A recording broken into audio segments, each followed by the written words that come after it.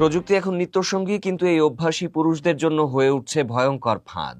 কলকাতা বিশ্ববিদ্যালয়ের এক সাম্প্রতিক গবেষণা বলছে, দিনভর মোবাইল ফোন পকেটে রাখা কিংবা ঘন্টার পর ঘন্টা কোলের ওপর ল্যাপটপ নিয়ে বসে থাকার কারণে পুরুষদের শুক্রাণুর সংখ্যা দ্রুত কমে যাচ্ছে।